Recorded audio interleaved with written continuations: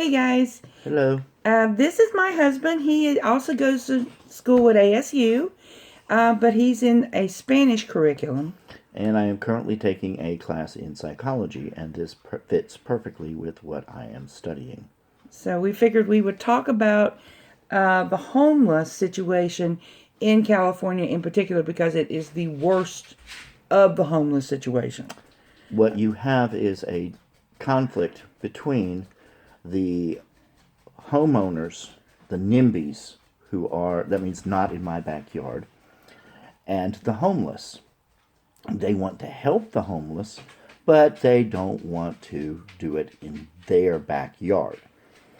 The irony is they're actually making it On the worse. one side, you have the NIMBYs. They want to help the homeless, but they don't want it in their area.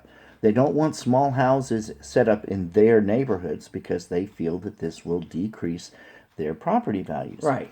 Unfortunately, the downside is that they are the homeless are setting up.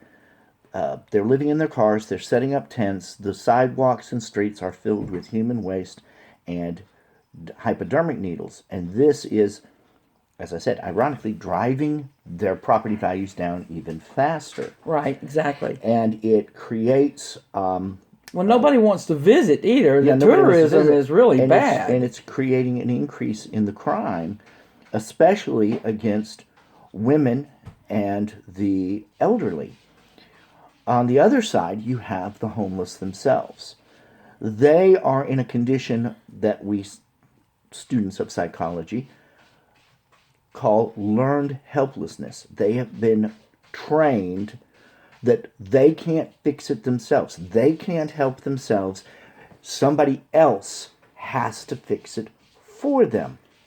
And this is exacerbated by governmental agencies that tell them, no, you can't save any of the money that we give you this month because if you do, we'll decrease the amount that you get next month. And this is coupled with rising prices, which force them to live in their cars, live in their tents. Rent is outrageous. You're talking about and simple things like rent. and they're living on the street, and they're constantly exposed to physical and mental health dangers. Now there's a solution using the book Pedagogy of the Oppressed by Paulo Freire.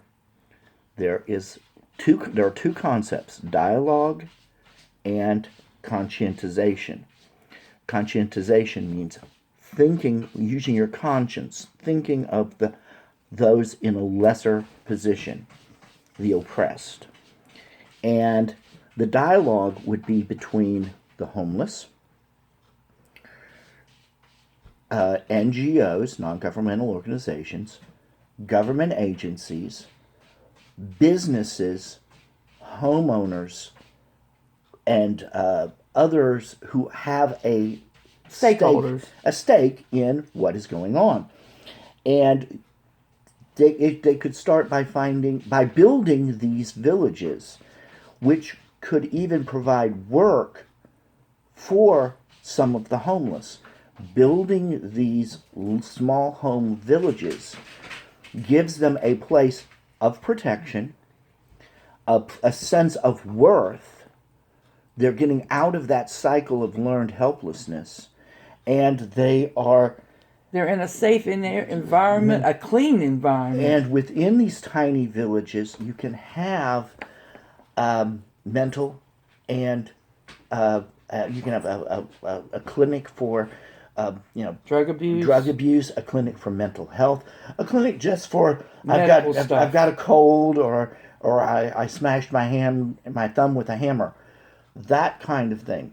The weird part about it is some tiny houses are as low as $3,000 to build. And when you have a homeless population in the hundreds of thousands, Well, it's over 100,000. It's not quite. but if you It's have still high. over 100,000, something is wrong somewhere. You- You have you- to rethink your policies. You're throwing hundreds of millions and billions of dollars at the problem. You have to go back and rethink. And this, using Paulo Freire's theories, fits because you have a dialogue. You even have action set to specific values, which is his theory of praxis. You're taking you have a specific value, helping the oppressed. You use actions to move toward that, and it's all about dialogue, praxis, and conscientization. Even when it comes to food, you can put a community garden in the center of one of these. And actually, I've heard of these. There's specifically ones for like veterans that are tiny villages where people can live in a clean environment. They have their plumbing, so they're not using, for lack of a better word, a bucket, which is really sad. It's just horrific. Some of the stuff that we're hearing about on the streets is just unbelievable.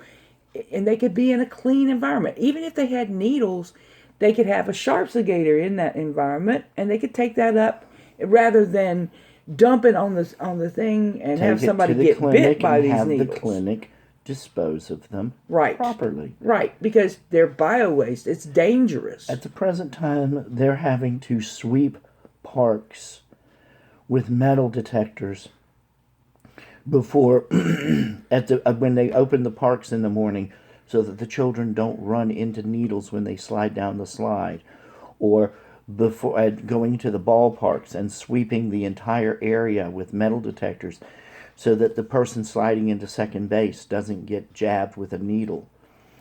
And this would help take it would help with the stigma of mental health and encourage people in mental health to get help. yes. If you put a label on them, they're not going to want to get Mental help. health problems have a terrible stigma in this country, and this might help mitigate some of that. We're not saying that it's a 100% thing, It's but if not- you can put them in a clean environment with access to mental health and medical It's care. not 100%, and it's not a one size fits all. No. Every community around the country would need to have its own dialogue set up, its own, because the stakeholders change from community to community. Right. If you're taking an area of land that's already partially parkland, you can that minimizes the number of stakeholders. But if you're setting it up in a downtown area, that increases the number of stakeholders because each business becomes a stakeholder. Right, and you could even give them like mass transit tickets and stuff, so they can go to a job somewhere else, and they'll have an actual address. You know, it won't be on the street corner or something. They'll have an actual address. One of the biggest problems that people have getting out of homelessness and the cycle of poverty is when you're filling out the job application and it says address. And you don't have anything. And you don't have an address. You don't have I live at, I live at the corner of 5th and Main, and they're like, well, we can't send our mail there. We can't send your paycheck there. That's not a good enough address. There are some cities right now that are paying the homeless to clean up trash. That's another possibility. They're paying them by the hour to clean up trash. There's Albuquerque, New Mexico is currently paying their homeless $9 an hour plus lunch, a ride to the work site, provide them tools for the work, $9 an hour, lunch, and a ride back home. And this gives them a job history. This gives them work experience, and it gets them out of the cycle of hopelessness and helplessness.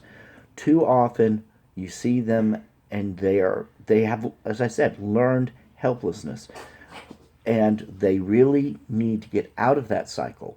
And this idea of the small villages and paying them to Clean the city. clean the Make city the up. city beautiful. Yeah, make the city Instead of beautiful. messing up the city, make the It city gives them beautiful. it gives them a sense of purpose, a sense of worth, and they learn that they are not helpless. They're not disposable people.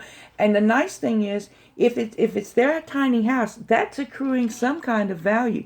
So maybe later they could actually move into a regular house and even sell that to someone else, and they could make small payments, but you would have a tiny bit of income from that tiny house. Or you could just live there. And here's the thing, you could even go to school, colleges. You can go to college there. Be online. There are plenty of homeless people who are college students. This It would be wonderful. this combines so many of Paulo Freire's ideas that it would be hard to just to categorize them. It's about helping those who have no power, because many governmental agencies want to keep them in a homeless situation. Well, I don't say want to, but more like they fix it where they try, whether they like it or not, they're actually punishing them. Quit. They punish them for trying to get out of the homeless Whether situation. they mean to or not, they may not mean to. I don't think that they really mean to. I think that they have it set appears. up to where it hurts the person who tries to get out of that situation, which is a really bad thing, because you're discouraging human creativity and initiative when you do that, and that is so important for humans. We are naturally inclined towards that. We want to have we want to feel worthwhile. We want to feel wanted. We want to feel. Don't. We want to feel. Don't. Cat. Sorry. We want to feel useful, and when the person's in a homeless situation, their self-worth goes way down. This would help them improve their self-worth. And like turn a corner, basically. Yes. Turn a corner. Okay, well, thank you guys for listening. We hope you have Sorry a good about day. the cats. We're and the sorry. We dogs. have animals, and they love to play with us, whether we want to be played with or not. So, back. Have a good day. Thank you so much for listening. Bye-bye. Bye-bye.